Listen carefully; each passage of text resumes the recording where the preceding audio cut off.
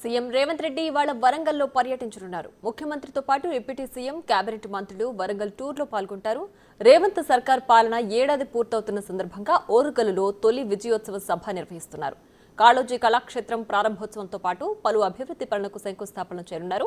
Arts కళాశాల మైదానంలో ఇందిరా మహిళా శక్తి విజయోత్సవ సభలో రేవంత్ రెడ్డి పాల్గొంటారు.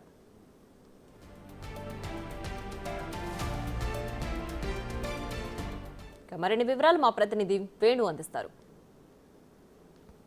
ఆర్ట్స్ కాలేజ్ వేదిక జరుగుతున్నటువంటి ఇందిరా శక్తి విజయోత్సవ సభకు సీఎం హాజరు కాబోతున్నారు. ఇక ప్రస్తుతం మంత్రి శ్రీధర్ బాబు కూడా ప్రస్తుతం పనులను పర్యవేక్షిస్తారు. అసలు వారితో మాట్లాడదాం. సార్ నమస్తే. ఏంటి అసలు ఈ ఇందిరా విజయోత్సవం మొట్టమొదటి వరంగల్లో పెడుతున్నారు, ఏం చెప్పబోతున్నారు? ఏడాది కాలం లోపల చేసిన పనులు ప్రజలకు ఈరోజు పెద్ద ఎత్తున ఇందిరా మహిళా శక్తి విజయోత్సవ కార్యక్రమంలో ప్రధానంగా మా ఇందిరాగాంధీ గారి జన్మదిన సందర్భంలో రాష్ట్రానికి సంబంధించి మేము కాంగ్రెస్ పార్టీ ప్రభుత్వం పరిపాలన చేపట్టిన తర్వాత ఈ 10 నెలల కాల హయంలో మేము చేపట్టిన అనేక సంక్షేమ కార్యక్రమాలు, అనేక అభివృద్ధి కార్యక్రమాలతో పాటు వరంగల్ జిల్లాకు సంబంధించి కూడా ముఖ్యమంత్రి గారు ఇచ్చిన ప్రతి హామీని నిలబెట్టుకునే ఒక కార్యాచరణ తీసుకున్నాం.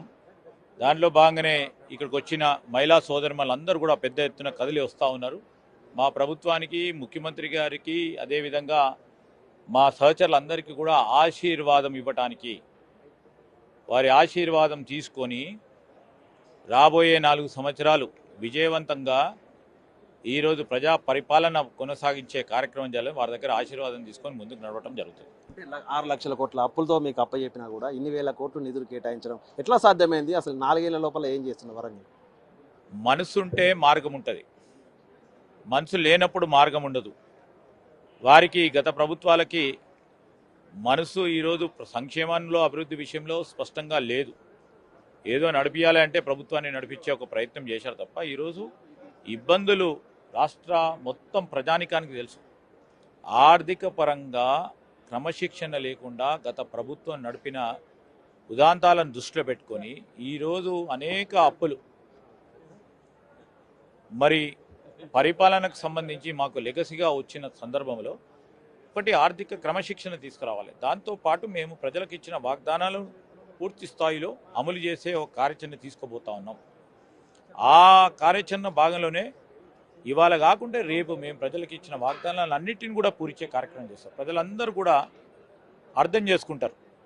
మేము ఈరోజు 200 రూపాయలు, 200 యూనిట్ల కరెంటు ఫ్రీయే కానీ, 500 రూపాయలకే గ్యాస్ సిలిండరే కానీ, ఈరోజు రైతులకు మేము చెప్పిన సన్నాలకు ఇవ్వాల్సిన బోనసే కానీ, రుణమాఫీ కానీ, దానికి తోడు ఇంతమంది మహిళా సోదరులకు గత 10 నెలల నుంచి కూడా 11 నెలల నుంచి ఉచితంగా బస్సు ప్రయాణమే కానీ, రాజీవ్ ఆరోగ్యశ్రీ కింద వేలాది మందికి 10 లక్షల రూపాయలు వైద్య సదుపాయాన్ని అందించే కార్యక్రమంతో పాటు ఈరోజు అనేక ప్రతి నియోజకవర్గంలో అభివృద్ధిని కాంక్షించే మా శాసనసభ్యులు, శాసన మండలి సభ్యులు, పార్లమెంటు సభ్యులు అనుకున్న విధంగా మేము ఒక ప్రయత్నం చేస్తూ ఉన్నాం.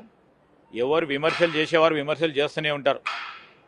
వారి ఆలోచన, వారి సంస్కృతి విమర్శలు చేయడానికి, అభివృద్ధిని అడ్డుకోవడానికి చేస్తూ ఉన్న ప్రయత్నం మేము వారి అన్నింటిని పట్టించుకోము. రాబోయే కాలంలో 4 సంవత్సరాలు మేము ప్రజలకు ఇచ్చిన వాగ్దానాలు అన్నింటిని కూడా అమలు చేయడం జరుగుతుంది.